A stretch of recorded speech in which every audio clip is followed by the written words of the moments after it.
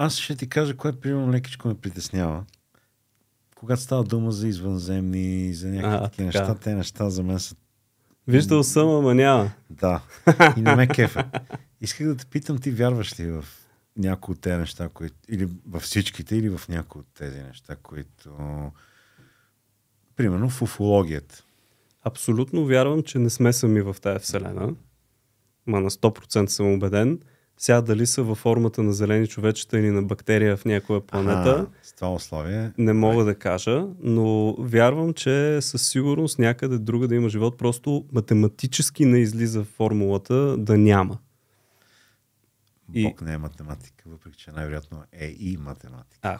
Да, религиозно погледнато, да, но чисто научно всичките изследвания, тази на Ферми даже мисля, че беше една формула разработил. И тя е много консервативна формула. Тип трябва да има Слънце, което не е много голямо, но не е много малко. Планета трябва да е не е много близо, но не е много далеч. Трябва 1000 условия и въпреки тези 1000 условия, само в нашата галактика Млечния път трябва да има поне 10 000 да не кажа раси, но примерно заченъци на живота.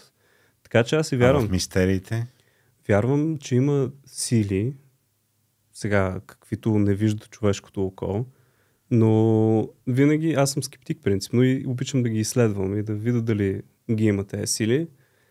Чувствал съм понякога, особено на някои места, като примерно на преподобна стой на храма, религиозни места, между другото, съм чувствал тези сили, които нямам обяснение, но вярвам също, че има. Сега повечето мистерии са тип едно от обясненията на даден феномен. Нормално. И мен това се ме привлича, защото е като забавен клон на науката. Това те привлича, че има лек забавен нюанс.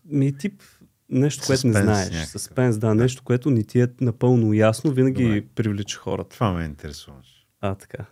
Да, защото иначе ме притеснява и уфолог. Аз не вярвам в извънземни тотално. Нали си виждал?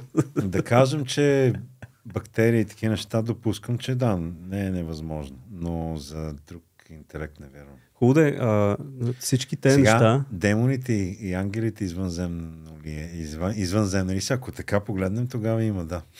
Не, аз имам предвид, че сега виж наскоро какво става. Физическия свят. Конгреса в САЩ, някакво историческо изслушване на тема НЛО. Напълно официални лица, не някакви уфолози. В Мексико, там малко показаха шано извънземни. Не, виждал ли си? Не. Те са малко шанаджийски и ги подмятаха такова. Обаче, за мен лично цялото това нещо с тая показност, тип извънземни, е, че сундират как ще реагират хората на определени новини. Защото може би има нещо, което трябва да споделят скоро.